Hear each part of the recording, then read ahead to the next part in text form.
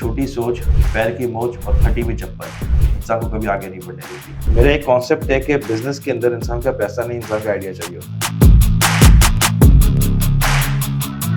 हम आज आए हैं इस वक्त ई कॉमर्स के गुरु के पास। जब मैंने ई कॉमर्स शुरू किया तब ई कॉमर्स में ना ही अमेजोन था यूएई के अंदर, सिर्फ उस टाइम स्टार्टिंग थी एक तरह से ई कॉमर्स की। जॉब्स मैंने बहुत सारी की मगर मुझे कहीं पर भी जॉब सिक्योरिटी नहीं थी मेरे पास। ये हालत हो गई कि जो पैसे लेकर के मैं आया था वो उसमें से खाने पीने के रहने के भी खत्म हो गए थे पैसे।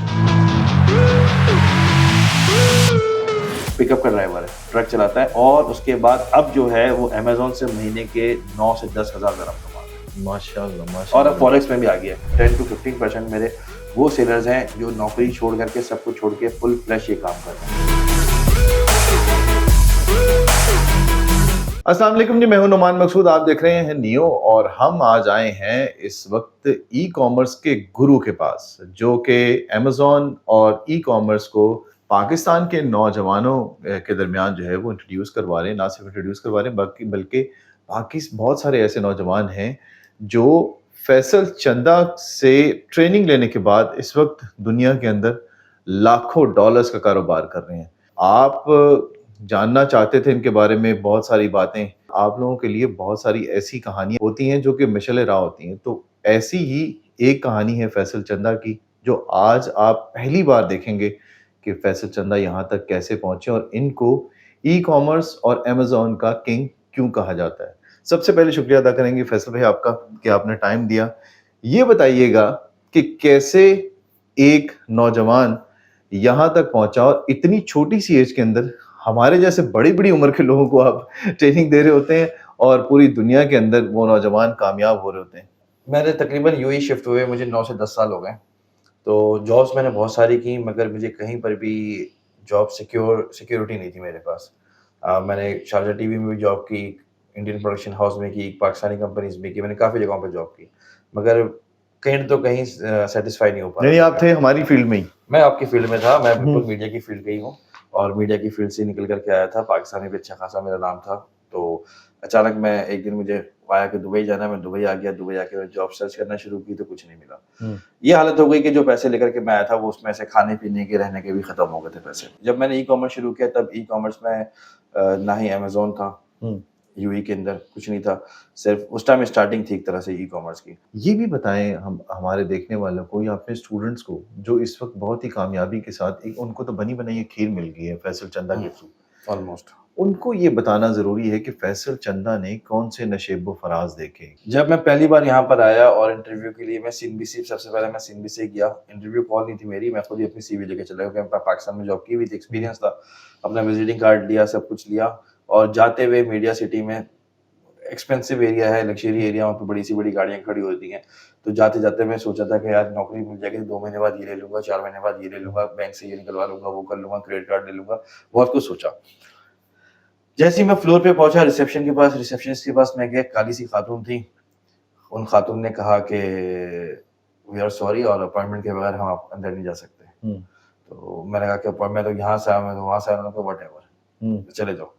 तो बस वहीं पे मेरे सारे ख्वाब चकना शुरू हो गए थे। पता था कि बस कहानी खत्म हो चुकी है मेरी। यानी वो खातून अभी तक आपको याद है? ये वो एक एक पल याद है अभी, उस वक्त का एक पल। अच्छा, वो एक ऐसा महीना था जिसमें मैं सूट टाई पहन के घूमता था हर जगह। गर्मियों में भी सूट टाई मेरे पास से हिलता नहीं था, हर वक्त साफ सुथरा सूट टाई।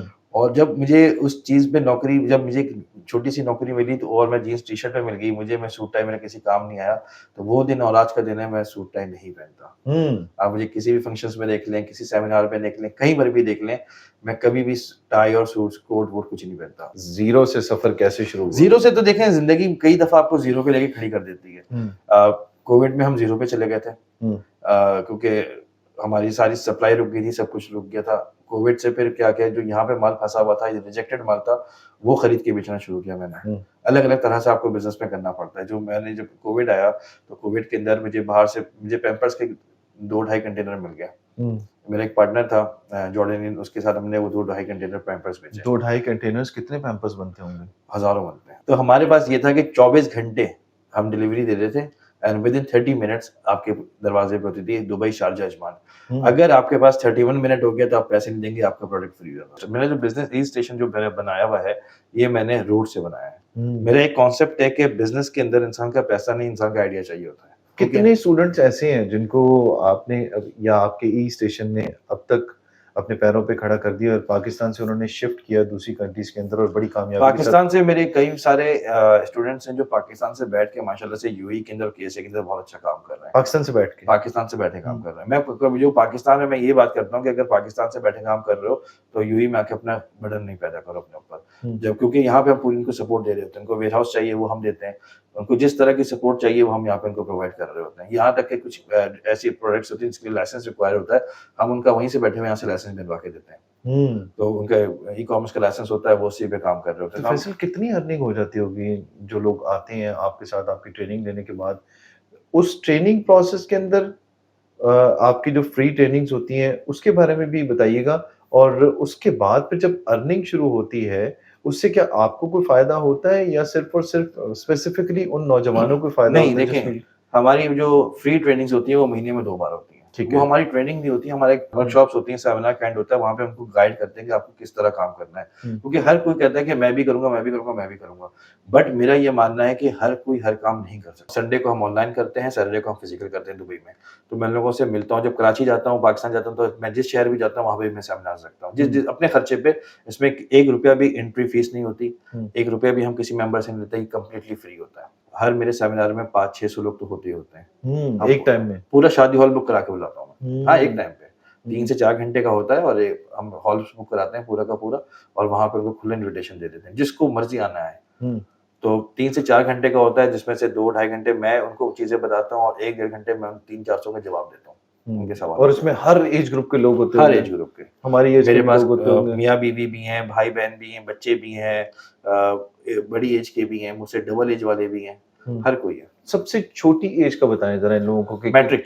मेरे पास जो सबसे छोटी एज का जो स्टूडेंट है वो कराची में है, 9th का स्टूडेंट था, अब तो वो मैट्रिक कर ली हुई उसने। 9th का स्टूडेंट था, उसने विदिन 3 मंथ्स 1.5 लाख से ऊपर अपना मंथली इनकम लेके गया था, 1.5 लाख से ऊपर। और 1.5 लाख पाकिस्तानी? पाकिस्तानी। और अभी माशाल्लाह से वो 4 से 5 लाख रुपए कमा रहा है। 4 से 5 लाख रुपए महीना कमा घर में बैठे कमाता है, ना वो पबजी खेलता है, ना वो दोस्तों में जाता है। वो इतना मगन हो चुका है कि उसको पता है कि मेरा पैसा बन रहा है। वो हर वक़्त अपनी हंटिंग कर रहा होता है, अपनी चीज़ें लिख रहा होता है, अपने अकाउंट को सँभाल रहा होता है, अपनी चीज़ें काम में बिज़ी होता है, रिसर्च कर रहा होता है और उसके माँ-बाप बहुत खुश हैं, वो भी खुश है, सुकून से उसकी लाइफ़ गुज़र रही है और वो अपना सारा काम निकाल रहा और है। सबसे बड़ी एज का कितना बड़ा होगा आपका? बड़ी एज की जो मैंने करवाया था वो 58 टू 59 इयर्स के। मेरा एक स्टूडेंट था दुबई में, उसको लैपटॉप ऑन नहीं करना आता था। अगर ये कीबोर्ड है तो उसको इस कीबोर्ड को चलाना नहीं आता था। मैंने बोला कि यार ये और वो मुझसे, मैं उसको अमेज़न सिखा रहा हूँ, वो बोल रहा है लैपटॉप ऑन कैसे होगा? मैंने कहा यार ये कहाँ से आ गया है? ये अच्छा। कहाँ से आ गया? अच्छा, वो क्लास ऐसी थी, वो बिल्कुल भरी हुई क्लास थी। उस क्लास के अंदर 30 टू 33 लोग थे। मेरे पास 30 की कैपेसिटी थी, बाहर से कुर्सी लाके मैंने लगाई हुई थी।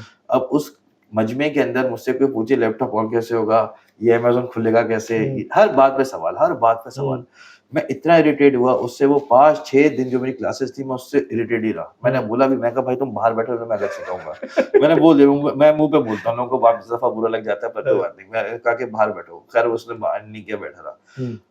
मगर जो उस बैच में 32 लोगों में से सबसे ज्यादा सेल उसी की है। सबसे ज्यादा सेल अब उसकी है, उसकी है। माशाल्लाह। कितनी एज है उसकी? वो होगा 40-42 का होगा। पाकिस्तानी है? हाँ, पाकिस्तानी है और पेशावर की साइड का है, पिकअप का ड्राइवर है, ट्रक चलाता है और उसके बाद अब जो है वो अमेज़न से महीने के 9 से 10 हज़ार दिरहम कमा रहा है। माशाल्लाह, और माशाल्लाह। अब फॉरेक्स में भी आ गया है। 10 टू 15% मेरे वो सेलर्स हैं जो नौकरी छोड़ करके, सब कुछ छोड़ के फुल फ्लैश ये काम कर रहे हैं, फुल फ्लैश। और उनकी अगर मैं महीने की इनकम बताऊं यूएई में दिरहम में, तो 50 से 60 हज़ार दिरहम कमा रहे हैं। आप एक रीसेलर या सेलर ना बने, क्योंकि पाकिस्तान में कॉन्सेप्ट है, वो फेसबुक में उठा के चीजें बेचना शुरू कर देते हैं, वो यहाँ चीजें बेचना शुरू कर देते हैं, वो वहाँ चीजें बेचना शुरू कर देते हैं। वो समझते हैं कि बस ये चीज उठाई मैंने और बेच दी। वो कभी ये नहीं सोचते कि हम किसी का ब्रांड की जगह हम अपना ब्रांड क्यों ना बनाएं। हम किसी की चीज बेचने से अच्छा है कि हम अपनी चीजें क्यों ना बेचें। तो जब यहाँ पे सोच में फर्क आता है तो आपके बिजनेस में भी फर्क आ जाता है।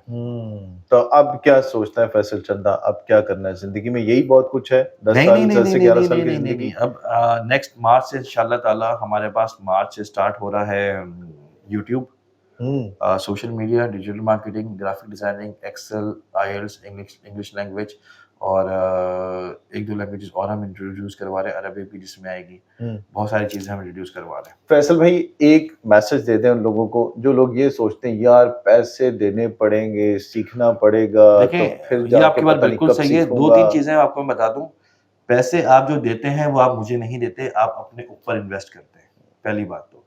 आप अगर पाकिस्तान में बैठे हुए हैं, यूएई में बैठे हुए हैं, मेरी फ़ीस बहुत ज़्यादा है, मैं मुँह पे बोलता हूँ, हम्म, मेरी फ़ीस बहुत ज़्यादा है। हम्म, क्योंकि आपको अगर अमीर बनना है तो अपने खून को निचोड़ना पड़ेगा। हम्म, जब तक आप अपना खून नहीं निचोड़ेंगे। मेरी फ़ीस बहुत ज़्यादा है, मगर वन टाइम मेरी फ़ीस होती है, एक बार फ़ीस देते हैं तो आपको लाइफ़ टाइम सपोर्ट मिलती है। अगर आप पाकिस्तान में बैठे हुए तो आपको पाकिस्तान में बैठ के आपको यूएई में ऑफ़िस की फैसिलिटीज़ कोई नहीं देता। हम्म, हमारे पास आप कभी भी आते हो तो आपको ऑफ़िस तक मिल जाता है। हम हम्म, अपना ऑफ़िस देते हैं कि आप बैठो यहाँ पे काम करें। बिज़नेस हम्म, सेटअप वो कुछ भी हम करके देते हैं। हम्म, दूसरी बात है, इस सोच से बाहर आ जाओ कि इन्वेस्टमेंट कितनी चाहिए। हम्म, बिज़नेस के लिए इन्वेस्टमेंट नहीं, आपका आइडिया चाहिए होता हम्म, है। आईडी के बाद आपको जिस लोकेशन में काम करना है, वहाँ पे आपको कस्टमर बिहेवियर पता होना चाहिए कि जो चीज़ मुझे बेचना है, जिस मार्केट में जा रहा हूँ, उसकी कस्टमर बिहेवियर क्या है, वो कस्टमर कौन है। फिर जाके कहीं पे इन्वेस्टमेंट आती है। तो हम्म, इन चीज़ों को तो भूल जाओ। और आखिरी जो मेन बात है, वो ये है कि छोटी सोच, पैर की मोच और फटी हुई चप्पल इंसान को कभी आगे नहीं बढ़ने देती। अपनी सोचों को बड़ा करो और आगे बढ़ जाओ। आपको अपनी सोच को बड़ा करना पड़ेगा, जैसे फैसल चंदा ने किया है। छोटी-छोटी मुश्किलें जो हैं वो बड़ी-बड़ी जब बनती है, तब भी इनके चेहरे पे ये मुस्कुराहट ही रहती है और ये कभी भी घबराते नहीं हैं और यही चाहते हैं कि इनके स्टूडेंट्स या इनके साथ काम करने वाले जो लोग हैं, वो भी इसी तरह से इनकी तरह हिम्मत से काम करें।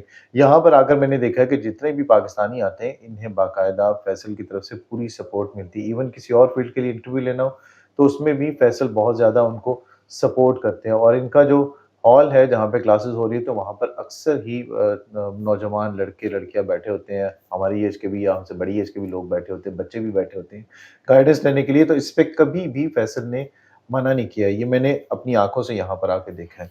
तो ये जो कामयाबी है, ये ऐसे ही नहीं मिलती, जैसा इन्होंने बताया कि मुश्किलें काटने के बाद ही मिलती है और आप लोगों को तो एक ऐसा शख्स मिल रहा है, जो आपको सब चीज़ें जो हैं वो सब मुश्किलें काटने के बाद आपको ये बता रहा है कि ये मुश्किलें आ सकती हैं और इसका हल इनके पास है।